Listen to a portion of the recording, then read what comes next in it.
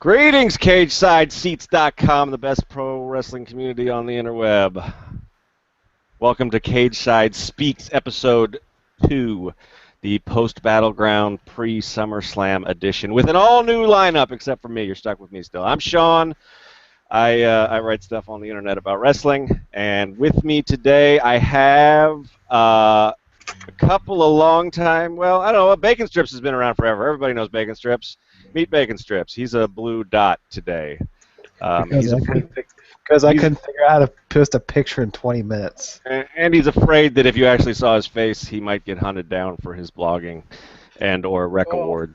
Burying. Nothing. Yeah. Man thought his... We also have SiRF. Hello. All the way from our non-North American representation for the podcast. The first one, I think everybody was an American on the first one too. So, welcome, sir. Nice. There you go. We have a fellow staff member of mine, Miss Tonya Rodgers. Hi. Are you still? What was your movement called? What was that faction called? Ice Marks. I killed it early Tuesday morning. I thought it was dead, but I saw that Seth Rollins did. Oh no, I missed it. She turned on him. In the Raw reaction thread. Oh, yeah. I sometimes I bail out of those early. I don't handle conflict well. I got to get out. And last but not least, we have Von Krieger, whose internet just decided to take a timeout right now for some reason. I completely missed everything between you introducing Bacon and now. Well, you're back now. That's the important thing. The dog is walked and your internet connection is working. We're ready to rock and roll. And Bacon is, I don't know if you mentioned, if this got through, but I said when you was introducing Bacon as a blue dot, I said Vince McMahon hated his face. We are nothing but Vince lackeys. We are going to get his beloved blue dot gimmick over one way or the other. Bacon is now doing an approximation of one of my favorite wrestlers, Christian. So there we go. All right. So if you didn't join us first time we did this, this is a round table of Cagesiders. We're just going to talk about, like I said, we're going to focus on where the WWE is now coming out of the Battleground show, which got some pretty mixed reactions on Cageside and around the internet. Going into SummerSlam, which WWE is now kind of positioning as WrestleMania Junior. We got big names coming back for that show, and we're going to start with those big names. We got, I assume it's the main event, even though it's not the belts, although as we were talking about, you never know, Cena might have a clause in his contract that says he gets the main event no matter what. But let's see where you guys think about Lesnar Undertaker, how the main event ended at Battleground. Are you excited for a non-WrestleMania Taker match?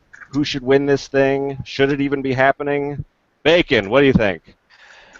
Well, first of all, I'm 50-50 on it because, let me see, got another Battleground, ends in a really bad way with another non-finish, which, yeah, I understand. It's Undertaker wanting to kill Brock Lesnar for stealing the streak, but why now? Why SummerSlam? Why not next WrestleMania? I mean, obviously you got, Sting and Undertaker coming, but why do we have to have Lesnar and Taker now? And obviously, just thinking about the match, thinking about the last time these two had a match at WrestleMania, it was a steaming pile. And unless they use a story more and try to establish more of a match than spot after spot after spot, I'm not excited for it. Fair enough. Yep. SiRF, what's the take from across the pond? I don't like it. I really, really don't. I know a lot of people on the site were just like, here's WWE, not putting the young guys over again. And I kind of have to agree with a lot of people because when the streak was broken, it was a spectacle, nobody was expecting it, and even reportedly Lesnar was just like, I don't want to break the streak. And then, Vince McMahon told him where to go and said, no, you're breaking the streak. Battleground, it kind of made sense why Undertaker would get involved again, but not necessarily at that point.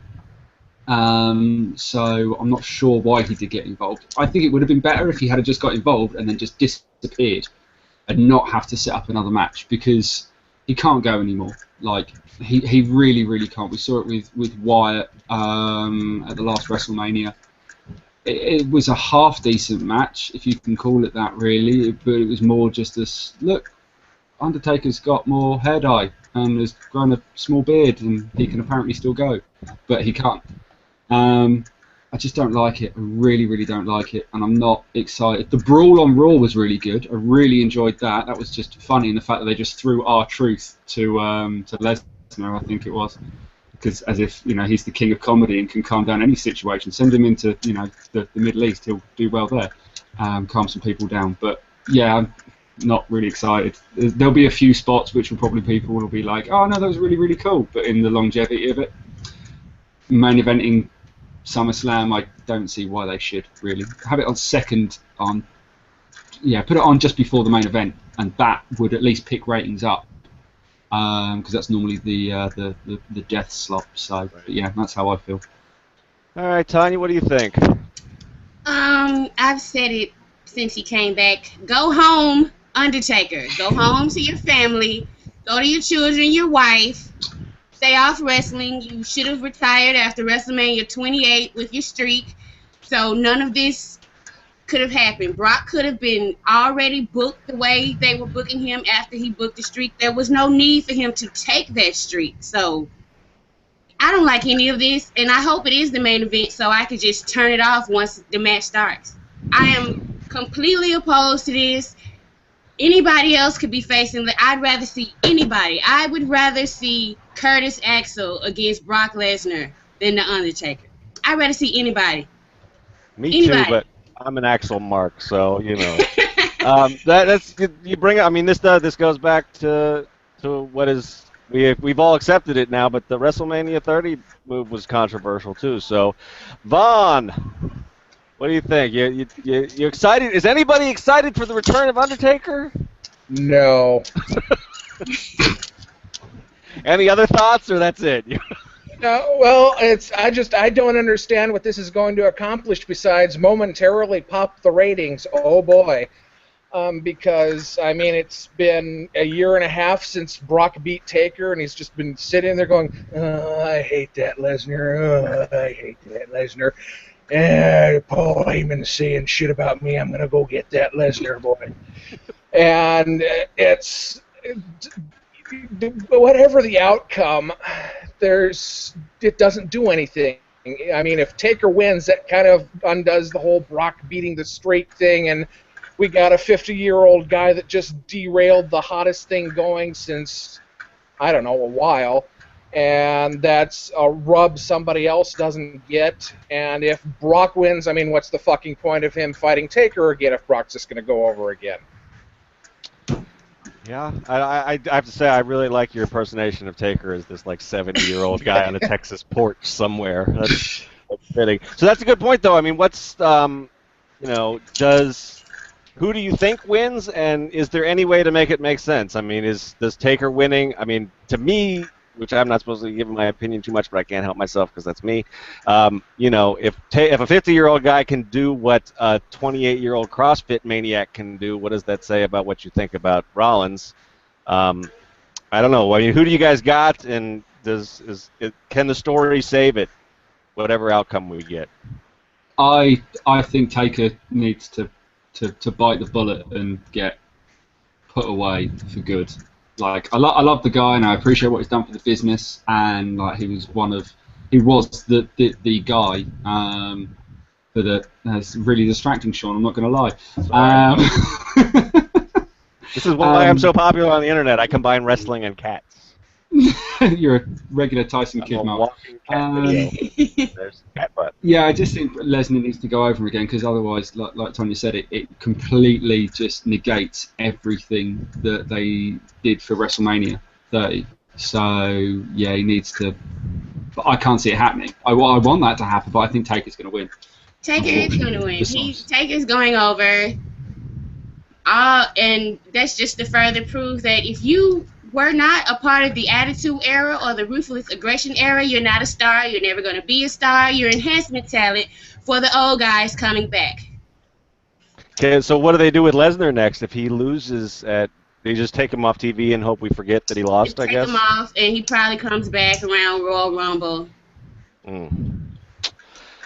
Krieger, anything? Who do you got? Who do you think wins it?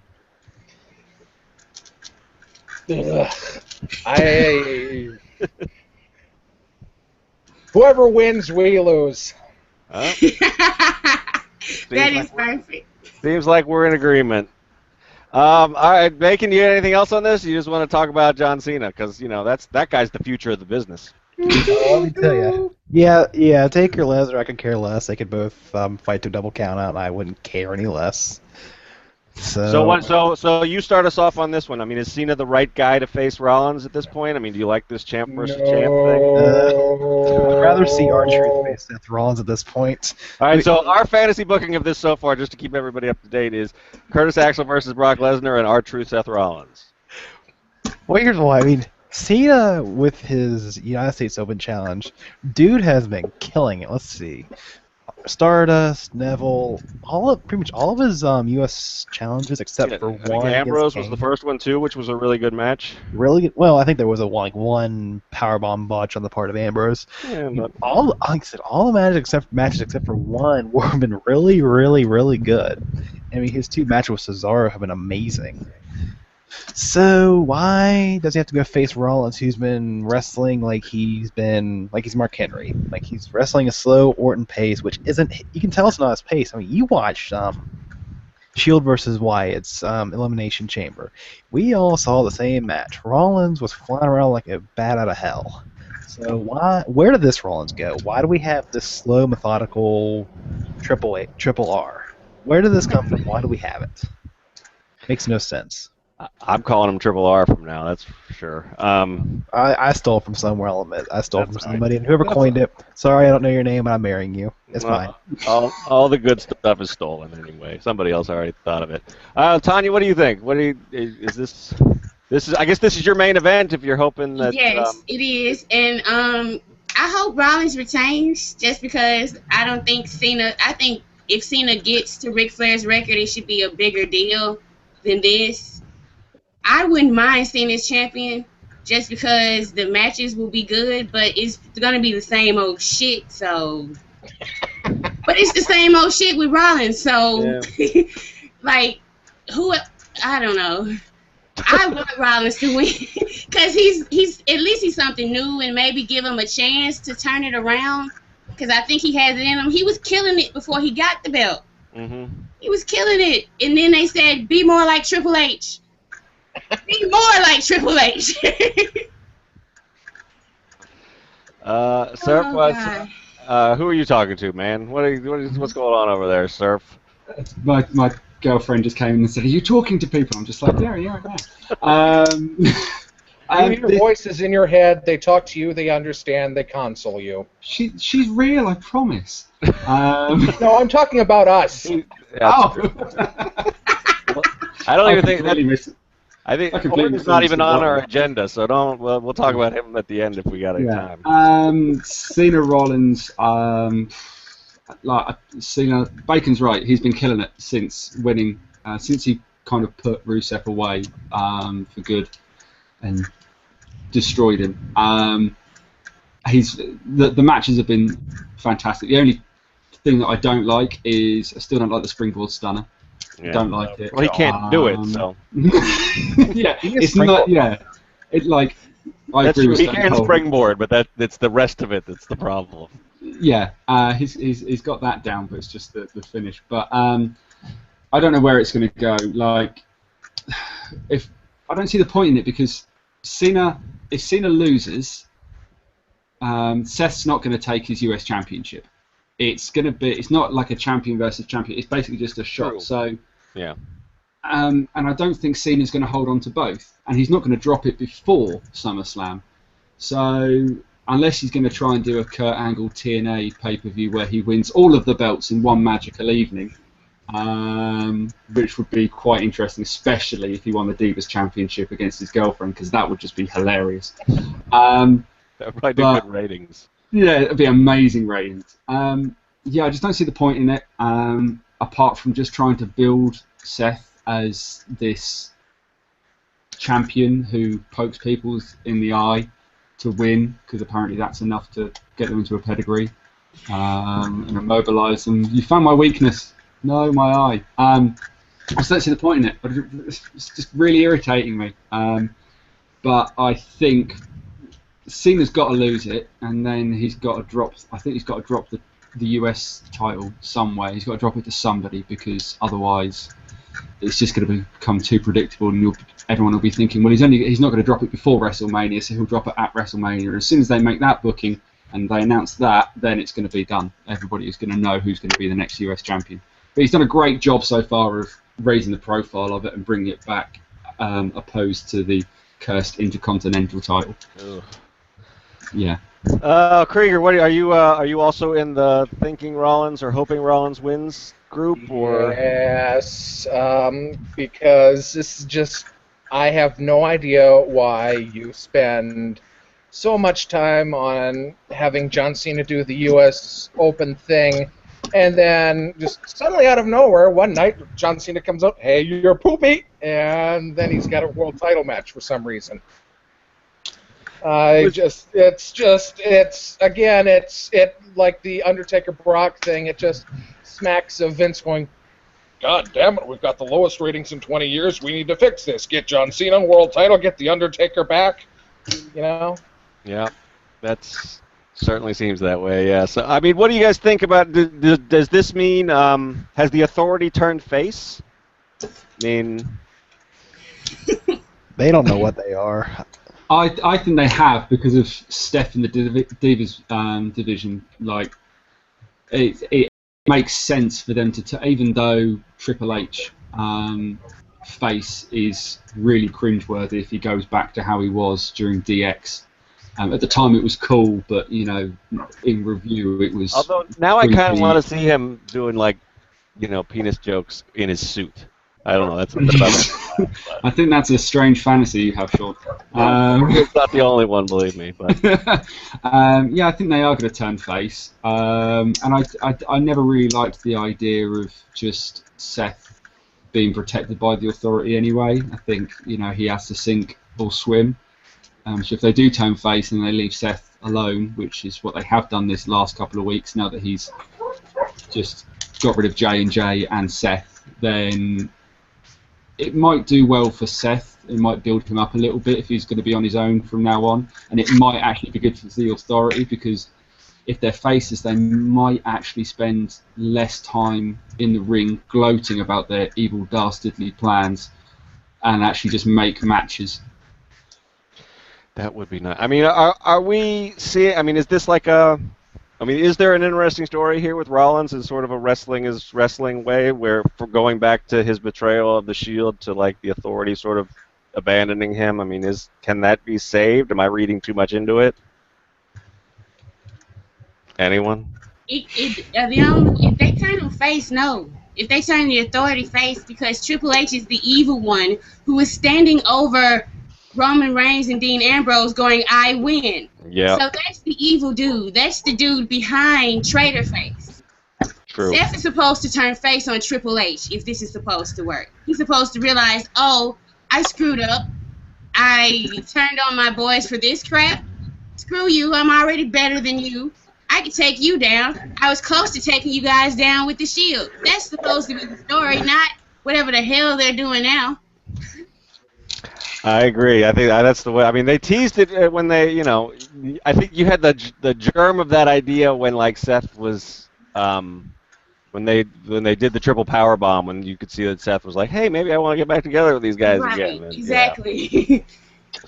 Yeah. So all right. So we got. So we all think Taker's winning. So so basically we're just jaded. We are jaded as fuck. We just think that this is a money grab, and SummerSlam is gonna be Taker and Cena standing tall, or something. No, we think Rollins is gonna win, but in a way that still makes him look like crap.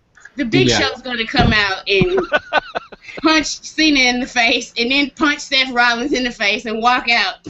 That worked so well last time. Knowing Show though, he'll hit him in the chest instead of the face. Because that's what he does now. All right, so since we're negative, let's go to the next topic, which is the guy that it looks like got shoved out of the main event picture to make room for Taker, Lesnar, and Cena, which is Kevin Owens. What's he going to be doing at SummerSlam? How do you guys? I mean, do you guys buy into that he's a victim of political drama backstage? What do you think, Krieger? Let's start with you this time. Wouldn't surprise me in the least bit, because from all the rumors I've been hearing, it seems like there's a couple people, like that Bucky Beaver motherfucker, that wants to see all of Triple H's stuff from NXT go down in flames. So that's the word, and apparently, according to friend of Cageside, Alex Greenfield, former SmackDown head writer, everything that you think about Kevin Dunn is true. So, Tonya, where do you stand on the? I'm sorry, I got thrown off because some sort of drow elf just joined the. Just saw that. Von Krieger, you wow. That's now we have two Von Kriegers. I don't know what's going on. That's somebody's fantasy.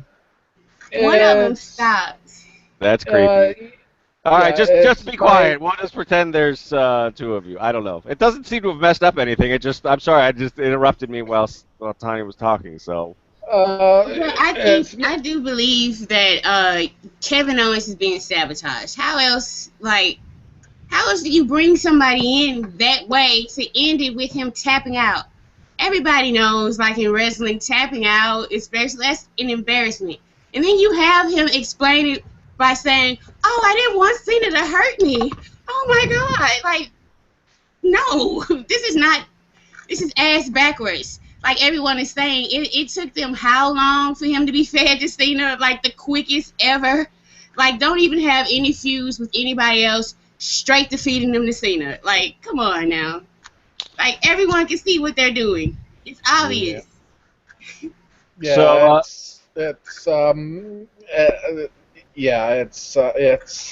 it's like they're trying to run him into the ground right off the bat. But then again, this is how just about every Cena feud works. The bad guy comes in, they get a win over Cena, and then Cena pounds the shit out of him for 6 pay-per-views in a row. Well, wait a minute. Bray Wyatt did not get a real win over Cena. A demonic child got a win over Cena. He's going for Right now, pants. I don't even remember. Did Rusev get a clean? Was it a clean win, or was it something? He kicked him in the balls. Right. But it's so that's probably their justification, is they think that Owens actually got a clean win, so that's better than the other ones. But Rusev, I think he didn't make him tap out to the accolade, wasn't it? He'd seen a pass. He'd rather pass he was one out of the many, than tap out, because he's that. Because he would never give up. They should Think of all the merchandise they lose. Never surrender. So Bacon and SiRF. What do you? I mean, where does Owens find himself a spot on the SummerSlam card, or is he that screwed? I mean, he's got a spot. Well, if you all watch SmackDown, you know there was that interaction between Cesaro and Owens. There's gonna be something at SummerSlam with these two, and I think they're gonna steal the show. Because if you watch, it was a few weeks ago. They had a match on SmackDown. These two killed it. And if they get, like, say, a 15-20-minute spot, which won't happen because, yeah. Well, you need Undertaker's entrance. That's 20 minutes right there. That's Undertaker's minute, 20 minutes. Ring announcements, 10 minutes. Heyman promo, 17 minutes. 2-minute match, priceless. But yeah, I mean, I think Owens will have Cesaro. Like, he'll probably open the show. And then the show will be downhill from there. Unless we get Sasha Banks versus Becky Lynch, which we won't. But more on that later. Yeah. SiRF, do you agree? Owens will make the card. He's got to, because I agree that the backroom politics, they have just killed him off, because what should have happened is he should have beaten Cena and walked away champ, and that would have been fine. And then still Cena could have challenged Seth for the WWE Championship. That, because it's Cena and he always gets a title shot whenever he wants. But yeah, with the situation we're in now, Owens will make the card with Cesaro, and Bacon's right, it's going to steal the show. It's going to be, if they get 15 minutes, I will be happy, because the two of them in the ring for 15 minutes is going to be the best match by far on that card, and whoever wins, whoever loses, it doesn't matter, both of them are going to come off as winners, and Cesaro's been pushed I hope it's not a case. Like, I love what he said on WWE.com when McMahon turned around to him and said, well, we don't know what to do. He doesn't interact with the crowd and things like that. And he just walked into his office and said, "Challenge accepted, Vince." So if he can go, I don't think he's actually had a singles match on a pay-per-view, Cesaro. Not since he held the US title. Yeah, which was years ago now. Last one, I think it was a Night of Champions against Sheamus for U.S. title, and that match stole the show. But I think Cesaro, I'm going to make a bold statement. The dude is wrestling at Daniel Bryan 2013 level right now. The dude is having the best matches in his WWE career. I mean, his matches with Cena have been awesome. I have no complaints about any of his recent work. Heck, even his promo work's getting good. Yeah. That SmackDown promo notwithstanding, because it was a mess. The dude's on a Daniel Bryan of 2013 level. If they can keep the push up, which obviously they won't, because they won't. Lol, WWE writers. Yeah. Yep. That's my boy too. I don't want to talk. I don't want to think about that. So, well, Tonya, how do you book that? If that is that what you think will happen? I mean, is that the match you see Owens getting? How would you book it? Owens and Cesaro, and I'm going to shock a few people. I think they'll put Cesaro over Owens. I think he's going over. I think Owens is going to lose again. Wow. Is that as part of like a losing streak story, or just because? Just because fuck Owens. Yeah, that's kind of, that's depressing. Because they're not going to do anything with Cesaro. They'll just give him the win, and then they'll both be off TV. I just don't think WWE writers like Canadians very much. So, or they like Europeans more than they like Canadians. So they could go that way. I guess maybe for a while there they thought Edge was from Florida, so maybe that's why they booked him. He's got a tan. He'll fit right in. All right. Well, let's talk about something positive then. Let's talk about women's wrestling. It's we've been on a bit of a roll. They're getting time. There were actually 2 women's matches on Raw this week, which is unheard of. It's a sign of the end times. The end is nigh. It might be. It might be. So how do you think the rollout's gone, Von Krieger? Well, so far it's been okay, but it's also being spoiled by the fact that the Bellas have no fucking alignment. True. And haven't for a while, and that seems to be by design. So yeah, I mean, Bacon? What do you think? I mean, does the influx of NXT talent change the division when it still has all the other problems, like no alignment for your champ? No. Here's why I say the Bellas have no alignment. You're right about that. Sure, we have Charlotte, we've got Becky, we've got Sasha, and sure there were This Is Awesome chants on Raw, and there was a This Is Awesome chant on at Battleground, which if I remember correctly, the only This Is Awesome chant if I remember right from the show. But yeah, nothing's gonna change. They're all gonna be they be crazy and cat fight and all that fun happy horse crap, and then we're just back to square one. You guys are making me depressed. I'm pessimistic today. Hey, blogging has made me jaded. I can't help it. The internet does that to you. You need to step away every once in a while. Yeah. SiRF, what do you think? I like that they moved everybody up. I don't necessarily think they should have moved. I'm probably going to not offend, but shock people. I don't think they should have moved Banks up. I think they should have left Sasha there in NXT. For them, then the NXT girls that come up, and they hopefully go over, and they go over the Bella Twins. Then Sasha gets moved up and thinks, well, hang on a minute, just because I've been in NXT, I was left behind. That gives her more of a kind of chip on her shoulder for being there, and then you can reignite the feuds that she's had with Charlotte and Becky Lynch. I'm still waiting, for Becky Lynch and Sasha really to steal the show, because I know that it will, because they're both talented wrestlers. But I think somebody posted up in the group a couple of weeks ago that they should just take all of the main roster divas, and I hate that term, sorry, I wrote I'm writing something about the Divas Championship at the moment, and the whole term Divas really irritates me. Sorry, on a tangent. They should move all the Divas from the main roster to NXT, like they've done with Eva Marie, and then bring everybody else from NXT up to the main roster, because that way you're going to get quality matches time and time again, because there's been very few bad matches on NXT for the women's division. Mm-hmm. So true. That's my 2 cents. Tonya, what do you think? Give us the women's perspective here.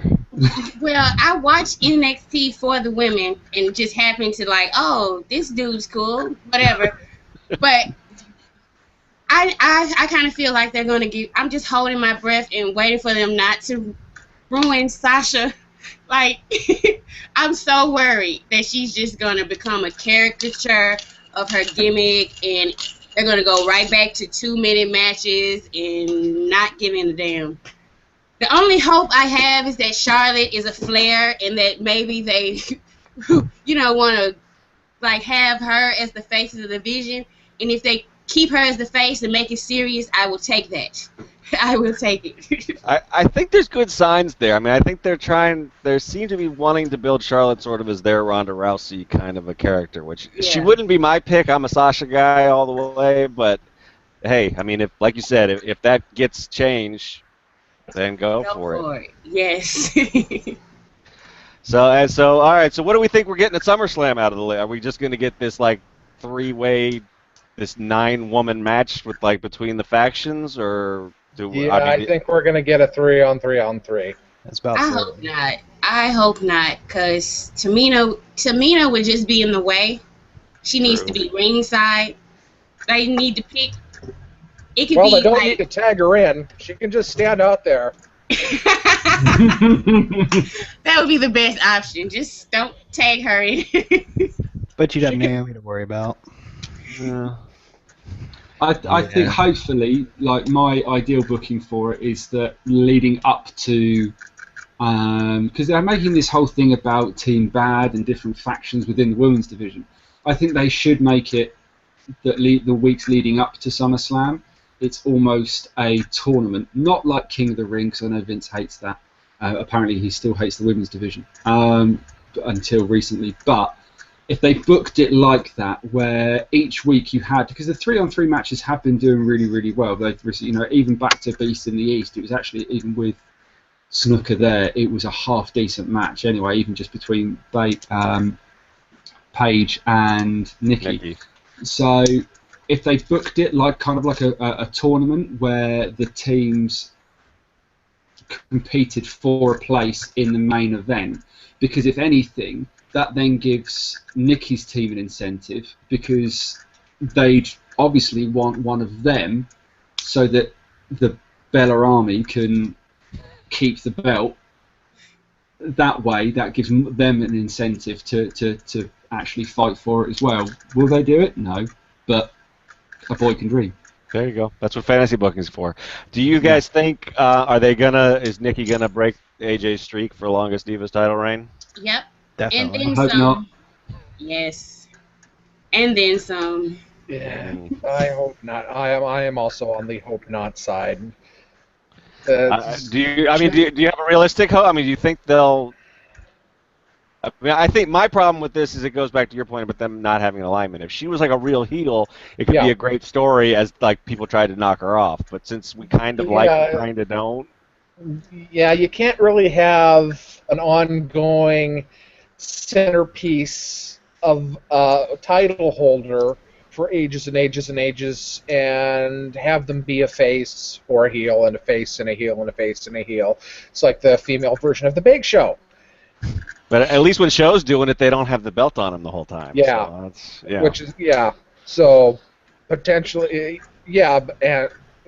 and even though the entire internet jokes about Big Show's face and heelness going around and around in circles 17 times on the same show, the Bellas actually do change face and heel 17 times on the same show. Yeah, from sentence to sentence in promos sometimes, I feel like.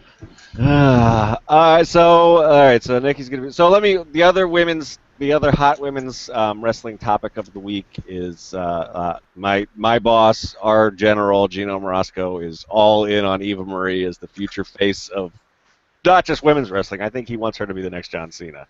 Where do you guys? I mean, where do you stand on the Eva Marie spectrum? Are you good for her for trying to get better, or that's her job anyway, or does she have this inherent charisma that I keep hearing about that I'm not seeing? No. I'm glad that she's trying to get better, but like I've said for basically every diva that the John Laurinaitis, Kevin Dunn contingent has hired basically ever, I'm thinking, why the fuck are you waiting until now to actually have them learn how to fucking wrestle, It does seem a little backwards, yeah. Tonya, you sounded like you had do you have an opinion beyond no? Yes, I do. I love Gino to death. But obviously he's being hypnotized by her weird red hair, because that's the only thing that stands out about Eva Marie. You could take anybody, any little cute little model who didn't know how to wrestle, and they'll get the same heat. The heat that she has is not unique. It's not anything she's doing. It's the fact that she sucked at the job that they gave her. And all of a sudden now we're supposed, oh, yay, you're learning how to wrestle. Screw that. It's plenty of people who actually get the tools and then show up and get the job, like the girl who was making her look like $1 million in that match. Come on. Like, no.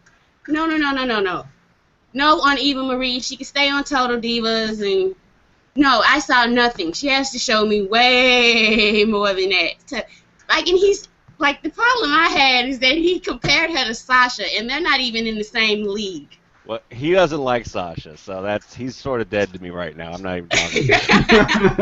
I know, right? I feel like I don't even know him. That threw me for such a loop. I swear. Bacon, what do you think on all red everything? Says it all, I guess.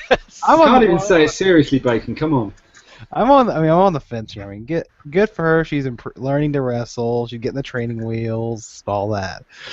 They try to take training wheels off, and of course there are a few crashes with the whole. Like, she could get the moves down, but she couldn't transition worth the crap. She's working on like half speed or whatever. So she needs lots and lots and lots more time in the Performance Center or at the Kendrick Dungeon, whatever he calls it. Right. Yeah, sorry, Gino, she ain't the face. We have a boss. We have a boss for that. You can't. See, Sasha is one of the best women's wrestlers in the world right now. She can promo. She can go in the ring. Eva, she's learning to go in the ring. She still can't cut a promo worth anything. The only way, just quickly, the only way that I will watch Eva Marie in a wrestling ring is fantasy booking. Prepare yourselves. If she's everything all red, we know Kane is going to make his imminent comeback as a babyface. All Big Red Machine, everything all red. Come on, that's a mixed tag team right there that I think everybody could get behind. I really like it. It's like an intergender team. This. Hell no, I'm on board actually. Yeah, and just think, if Cesaro doesn't get the push and him and Natty team up, pow. All right. I'm just sitting here, and the phrase just keeps repeating over and over in my head: demon-infested womb.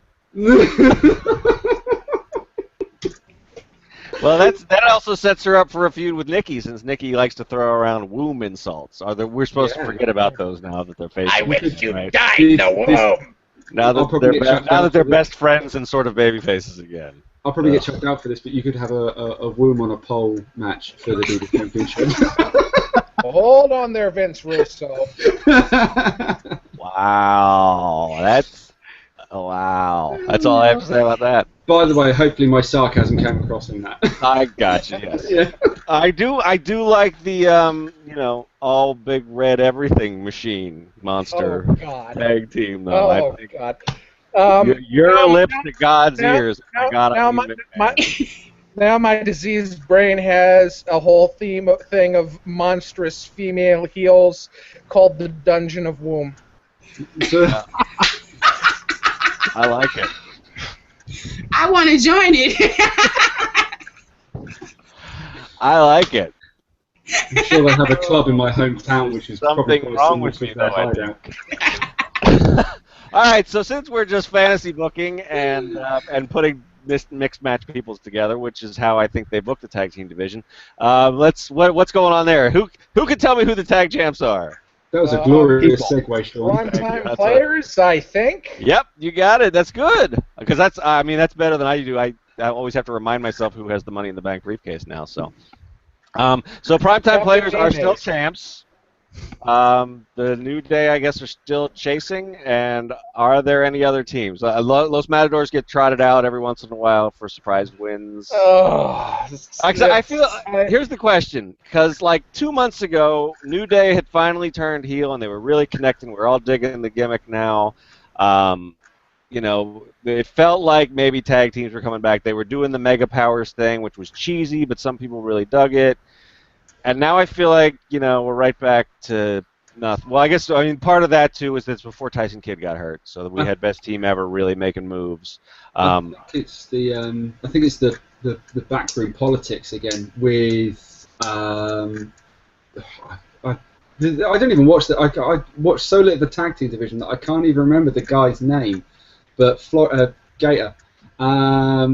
Titus.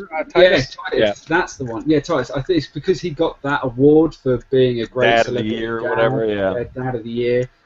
I think that was basically just for publicity, that because he was in the limelight for doing that. Probably most people watching it who don't watch WWE, but somehow found out about the Dad of the Year award, probably looked at him and just went, "Who the hell are you? Oh, you're a wrestler. Oh, okay," and then just switched off.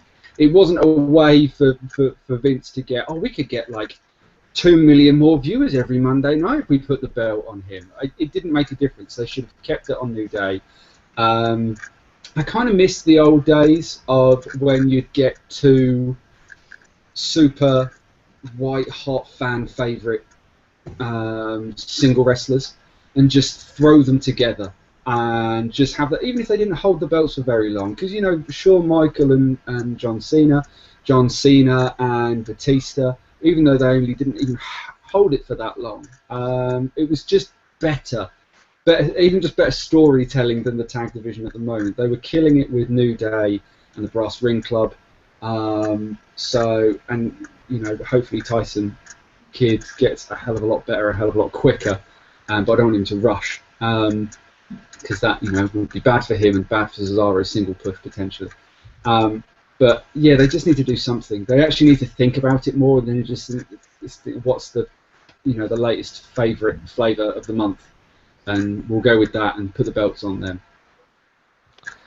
Well, can the tag team division be saved, Bacon? What do you got? Do they care? No, they don't care. When we had the Brass Ring Club and the New Day feuding, it was fun because they were having great matches. Promos were half decent. It was something to care about. And then we get primetime players in New Day. It was kind of, okay, why do they put the tag titles in primetime players? But, okay. But so we've had this feud going on with the primetime players in New Day. Titus is probably the best hot tag in the tag team division because New gets tagged in, he runs roughshod and kills everybody in the ring. But you can only go so far until that gets boring. The New Day, their shtick is still fairly funny, and it's funny to see in person when you go to a house show. But it's kind of run its course. I'm kind of starting to get bored with it. Titus can only be so entertaining as a hot tag for so long. They need something to do. They need something new, like a new team or something. I have an idea for a new team, actually. All right. It's not a new team. It seems like creative has a problem writing storylines for Roman Reigns and Dean Ambrose. They're buddies. They're friends. Put them together. Put the titles on them. Boom, there you go. Problem solved. There you go. Best friends forever. Right. That's the best name ever for the team. And feed everybody to them. Feed everybody in the division. Just everybody. You know what? Just go down. On a slightly different note, what would be amazing is if, so you do what you say, and you put on the best friends forever, you put the tag titles on them, and then individually, whilst defending those, you have each individual star chase the US Championship and the Intercontinental Championship, and just put all of them on there. Because that way, by WrestleMania, if Seth is still champion, then doesn't matter who wins the Royal Rumble, then you can go, well, I've got the Reigns goes, I've got the US Championship, and Ambrose goes, well, I've got the Intercontinental Championship. We're all champions. Fuck it, let's do it, and just settle it in the ring. There you go. I like it. Well, that touches on something that I skipped over too, which is Roman's feud. Just because I wanted to get to something positive, and then you guys were even negative about the women's stuff, so I can't win. Trying to get somebody to cheer me up after yesterday's all depressing Hogan day, but Good, let the hate we're saving that for the end, though. We're going to touch on that at the end, just to really put the negative cherry on top of our shit Sunday that we're building here. So Roman Reigns and Bray Wyatt is continuing, it looks like, and it looks like it's going to be a tag thing. They brought Luke Harper into it in their singles match at Battleground. There are potential spoiler here, I guess, but the rumors are everywhere is that they're going to find a way to put Sting in this match somehow. Hopefully, in addition to Reigns and Ambrose against the Wyatt family. There were rumors going around that they would just do Roman and Sting against Bray and Harper, just to further. If anybody thinks Kevin Owens is the most screwed man in WWE, I'd like to introduce you to Dean Ambrose. So what do you guys? I mean, what do you guys think about that? Is this a good feud to continue? Is putting Sting with these guys, is that a good rub for Ambrains? Is it? What do you think? What do you got? Well, I feel that basically everybody in this feud needs a little bit of rehabilitation somewhere, and you're going to have to do something to one side to get the other over. But my thing, I'm just so upset about what they've done with Bray Wyatt and Dean Ambrose. I mean, they've both been just floundering for just about forever, and I don't think Wyatt's ever come out of a feud looking better than when he went in. You know, he's supposed to be. He's basically Bray Wyatt is the reason I started watching professional wrestling again about a year or two ago, and he's just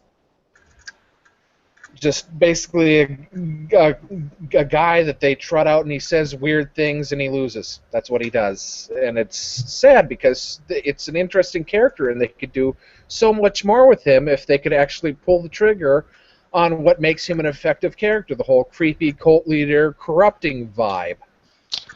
Yep. Ironically, I think the only feud that he's come out of looking better than he went in of late was probably against Ambrose. So, but that was just sort of bad for everybody too. That fizzled out something terrible. I think what I'd like to see with this feud, might not agree, but Wyatt has to go over. He's got to go over. And for Reigns, because I still think that by WrestleMania, I know it's a long-term booking, I still think next WrestleMania, Reigns will be in the main event and they'll put the belt on him. And I think the only way that can kind of really work is if they keep him, this is why I say I might not agree with it, but they keep Reigns off TV by Wyatt going over him. So Wyatt goes over him and Reigns is then kind of written off until the Royal Rumble, where he makes a spectacular return, because you can't, like when he was the underdog against Batista, everybody was cheering for him, but it wasn't a case of they were getting behind him, it was a case of they just wanted, it was anyone but Batista to win, because that had already been predetermined. As soon as he said, I'm going to win the Royal Rumble, everyone just went, oh shit, he's going to win. And as soon as Reigns said, I'm going to win the Royal Rumble, I'm going to go into it, everyone knew that he was going to win the Royal Rumble. If he wins it twice in a row, I don't have a problem with that. It's just the execution of it and the build-up. So I think if they keep him off TV, if Wyatt goes over and Reigns is kept off television, or no, they need not even book him poorly, like have him losing matches over the next 6-7 months. They still need to just keep him off TV, because then he'll come back as a white-hot face babyface, so that he can, win the Royal Rumble, especially if he eliminates Bray Wyatt, but that won't damage Wyatt, because if Wyatt goes over him now, you book him as a monster heel for the next 7 months. And then you close that chapter between him and Reigns by Reigns coming back in the Royal Rumble and eliminating him. and then you don't need to then further the feud and until WrestleMania. You just put him and Wyatt in the ring at the Royal Rumble, have him eliminate Wyatt. Then that's case closed. That's revenge. That's enough. It's all Roman needs. Then put him in the main event. But then I feel bad for Ambrose because he gets shoved under the bus yet again. Well, It's maybe he's difficult. got the Intercontinental title, like you said, and I don't know. But you and your crazy long-term booking, that'll never happen. Bacon? Anyone would think I was Vince. Logic and compelling booking. God damn it, son, we don't do that sort of shit. Fired. Bacon, what do you think? What do you think of this Reigns Wyatt thing? Is it good working for you? I could care less. even with Sting, even with Ambrose, few. I mean, yeah, the everyone but you idea was good, but I just could care less. I mean, there's nothing really brought me in to give me interest in this feud. And then if they really bring a Sting into it, what's the why? I mean, who's the third? If they're gonna do a 3-on-3, Right. who's the sixth person gonna be? Paul Wyatt or something like Big Show? Bo Dallas. Oh, Don't give him any ideas.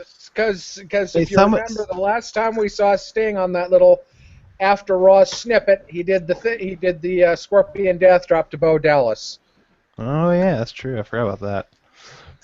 Could be. I mean, But then again, probably so is WWE, and that would be a cohesive and logical story to tell, and they're not going to do that.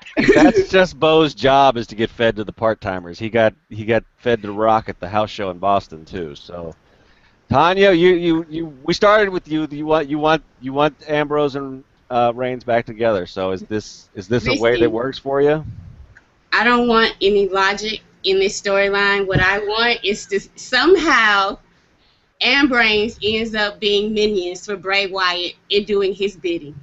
Ooh. Somehow. I don't know how that's going to work, but somehow he convinces them, hey, screw this. Let's just wreck shit.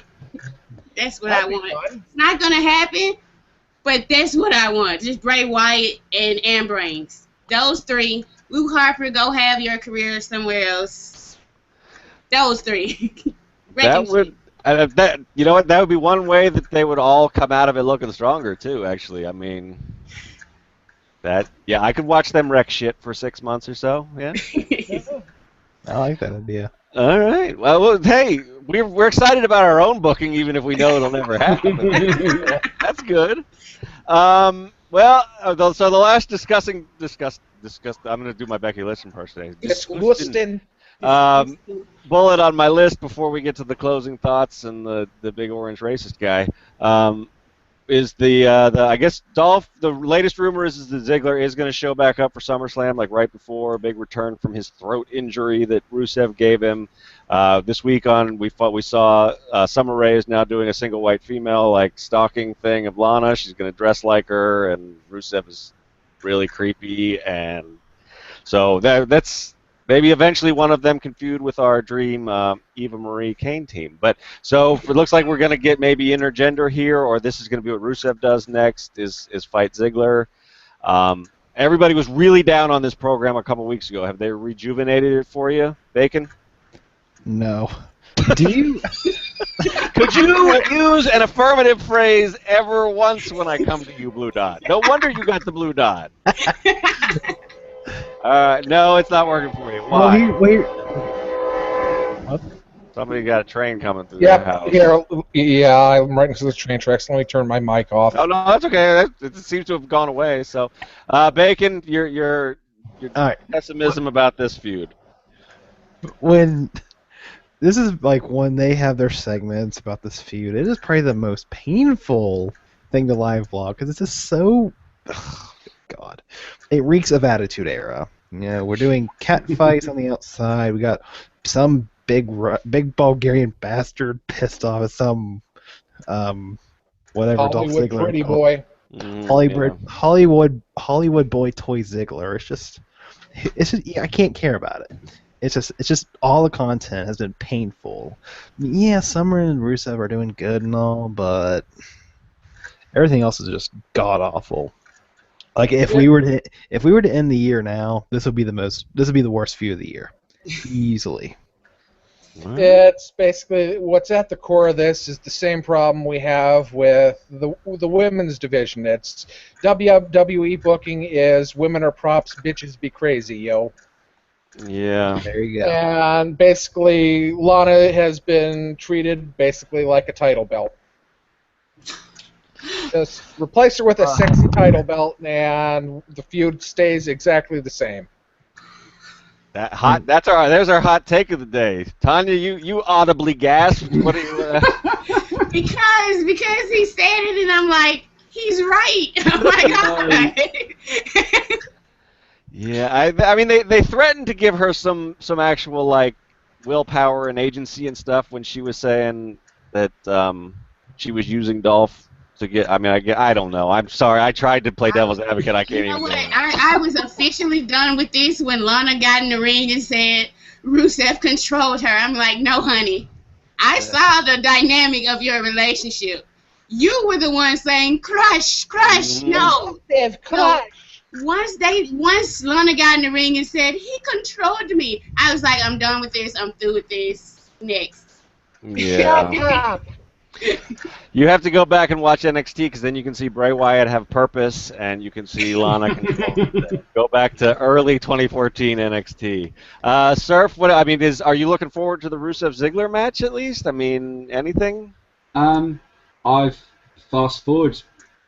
Every time this segment is on, I don't watch it. And when I just watch the highlights of when you guys put it on Cageside Seats, when WWE just put their, instead of watching 15, 20 minutes of it on, when it's on TV, I just watch 3 minutes of them in the ring, and then even then sometimes I skip to the end.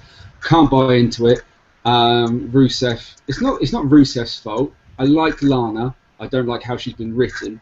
Ziggler, if I'm honest, I think Ziggler is the issue, and it's just because I can't get behind the guy. I really, really can't. I can't. Yeah, it's a weird face character. It always has been. Yeah, he just selling to the point of that he's on a constant sale. Like it's no. It's just nobody gets hit by Kane and a big boot and nearly goes into their deathbed. Like, thrown into the atmosphere. Yeah. Yeah. Like I'm half expecting him just to be ziplined straight into the crowd at one point when he gets hit, like straight over the ropes, and then just no. It's just I don't like how. It's not even his booking. It's just his style, and I'm just turning this into a Ziggler rant now, aren't I? All right. No. I'm just not interested in the feud. However it pays off, however it ends, however they finish it, it's going to be disappointing. Nobody's going to come off better for it, and I just rather they just put in some meaningful matches. So, is there, to put our long-term glasses on again for a second, is there anything for any of these guys? I mean, specifically Rusev or Lana, people that they're allegedly pretty high on. What do you hope for long-term when they get this feud in the rear view? Is there a WrestleMania dream match for any of them or storyline? I hope Lana goes back to managing properly, and because I'd love to see her against Paul Heyman. Like their two clients, I think would be absolutely brilliant. But just I know she's not much of a talker, but she can either just face or heel. She can kind of turn the crowd, which would be really, really good. And everybody loves a Paul Heyman promo. So it just depends on who. But I don't think pairing her up with Rusev would be a good thing. I think they just need to. They pull the trigger on it now. There's no point in doing a primetime plays and putting them back together again because it's just going to come off half-assed. Or assed, sorry. Yeah. Anyway. Tanya, are you a fan of any of these people? I'm a fan of Rusev. I like the way he's playing it, but like they're still booking him in babyface situations and making me sympathize with him. And I don't want to sympathize with a creep. Stop playing with my heart, WWE. No, right? Just make him a creep and keep him a creep. Yeah, the move to have him like get beat up and then still try to fight Cena the other week was, I mean, that was like the most babyface spot. His partners abandoned him. Yeah. Monday. And he was still trying to fight. I mean, it was almost like they were booking him like they used to book Cena. Yeah. But he was a babyface on SmackDown against KO. He was the babyface. Yeah. It's weird. All right, so we are Doesn't sound like we're terribly excited for SummerSlam. No. No. But then again, who is? True. I mean, Again. and sometimes, sometimes the ones we're the most not excited about, they pull Well, some the stuff out, so. 12-year-old that loves The Undertaker and John Cena is jumping around the house, bouncing off the walls like he's had 12 boxes of Sugar Puffs. And as long as And that's mommy and about daddy it. pay their $9.99 a month, Vince is happy. Right. Fruity All right, Pebbles so, t-shirts from sea to shining sea. Yeah. All right. So let's, like I said, if you want to talk about the Hulk Hogan controversy, I am we're both a yesterday. real American. I You am say a something white as the- Sandarians. I am a real Do you want the background, American. or you want me to mute Fight him? for what's white. Cheat on my wife. That was almost worth the payoff, I'll give him that. The Tonya? thing about it is, like, I feel like more than anything, it's like just par for the course. Like, he grew up in that generation and he came up in a certain generation. And I don't think Hulk Hogan sees black people and was like, ooh, black person. But at the same time, he doesn't want them with his daughter. So. And does he want anybody with his daughter, really? No, I think he might want to be with his daughter himself. So that's another issue. Yeah. Hogan said it himself. He doesn't have a problem with black people dating his daughter as long as, there's those 8-foot tall, Right. athletic, multi-millionaire. It's just. He should have been put out the park. I think WWE should have cut ties with him a long, long time ago. It's not that he's had a huge amount of controversy in the past. He was just kind of like a ticking time. Something was going to creep up. Something was going to destroy somebody's childhood. As before we went on air, As if the sex tape had destroyed a childhood already. Yeah, exactly. Before we came on air, I talked about watching 1990 Survivor Series, the first pay-per-view that I ever watched because my cousin had it on VHS, and I tried to watch it on Wednesday, and I watched it, and I was just like, oh, it was awesome. Now Hogan's just destroyed that for me. I can't watch that again, ever again, because it wasn't that I loved him growing up, but it's just the case of I loved that pay-per-view, and now I just can't watch it because I just think racist old bastard. Well, I don't know how old any of you guys are, but I'm in my 40s, and my childhood has been destroyed this year. I can't watch the freaking Cosby Show anymore, and now I can't watch any WWF from like the rock and wrestling era. So. Oh, I knew about Cosby. Nobody paid attention to Cosby. Oh, that's the funny thing. I knew about him a while ago. Everybody knew. It just that we agreed to sweep it under the rug as like collectively until this year, until Hannibal Buress made a joke about it, and then all of a sudden it was like, hey, wait a minute, yeah, he is a dirtbag. Yeah. Bacon, you got anything on Hogan or something? Is there anything you are excited about in the world of wrestling, Mr. Strips? Please be there. Please be something you're excited about, Bacon. I need this. I'm not gonna say about Hogan. Pop wouldn't pop and her flippity flop. Jeez. I'm not gonna say anything about Hogan, but I am excited for maybe Bailey versus Sasha at TakeOver. That's about the only thing I'm really hyped about. Cause Not the main product. I like it. Yeah, main product. It's a chore anymore. It's just watch it. Same old crap. Same old 20-minute Triple R promo. Same old Women Be Cray. Same old tag team hoorah hoorah power positivity. I want to find a new live blogger. This job is killing BaconStrips. I wanted to mention something, and we jumped from tag team to the Am-Brains thing, and I just wanted to mention that with the tag team division, they seem to have exactly two modes. It's we try and do a little bit for everybody, or we bang two teams together over and over again until they explode into little bitty bits and nothing's left and nobody cares. I mean, like back around Survivor Series, I think, what was it, Usos and Mizdow? I mean, the Usos were all. 2014 was all Usos all the time. Yeah, so and I think they wrestled about literally in the span of 3 pay-per-views about 20 times televised. But the thing is, if you look back, I completely agree that there does tend to be two gears for the tag team division in WWE. But if you look back, like the Attitude Era, where you basically had Christian and Edge. You had the Hardy Boys, and then you had the Dudleys. Yep. Like a whole year straight, that was the tag division. But the thing is, that was awesome. Yeah. And it's really, really good. I think it was because of the characters and the feuds and tables, ladders, and chairs. I think that's really the only way for me to make the to make the tag team compelling at the moment, unless they put Best Friends Forever, aka Anne Brains, they put the belts on them. And of course, all Big Red Monster everything. Yeah, just the Dungeon of Womb. The Dungeon of Womb, exactly. Yes. Tonya, anything? What are you excited about? Anything? Well, I'm always excited about Roman Reigns. I'm sorry. You're allowed. His flowing locks and his fake baby. If I'm honest, so am I. There's a reason they want to push him. It's not. I mean, sometimes Smarks or whoever don't want to see it, but there's money in the guy. All right, so that's it. So we're excited for one match at NXT TakeOver, and Roman Reigns, and a bunch of fantasy booking we got going on. Well, I'm excited about Lucha Underground, but that's not within the scope of this podcast. Well, we are excited about Lucha Underground, and that's a good segue to take us out. I think in 2 weeks, well, Ultima Lucha starts next week. If you can get El Rey Network, do it. If you have to pirate it, Sean didn't tell you to, but do that too. And hopefully, I keep hearing that there's some news that it will be streamed after the season ends, so if you haven't seen it, you'll be able to binge watch it. It'll be worth your time. We're going to do a podcast on it, a Cageside Speaks podcast on it in a couple weeks.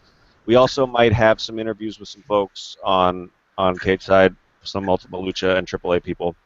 So look for that. We'll also be back after SummerSlam to talk about how disappointing that was. So I'd like to thank BaconStrips, SiRF, Tonya Rodgers, and Von Krieger, who has a Twitter feed. I have a Twitter feed. I'm at KalindaVK, and I also write horrible, horrible smut at furaffinity.net/Hellcat, and that's Hellcat with a K. Hellcat with a K. Don't forget it. You can find general sexiness and puns like Dungeon of Womb there. So, so we hope you enjoyed it. We actually went a little bit over time. It was a good time as always. If you're interested in getting involved in one of these things, hit us up in the comments beneath this thing. It should go live today or tomorrow, and we'll try to get you in the rotation. So thanks, guys. No problem. Thank you. Thank you. If you're mad about anything we said, you just have to deal with it.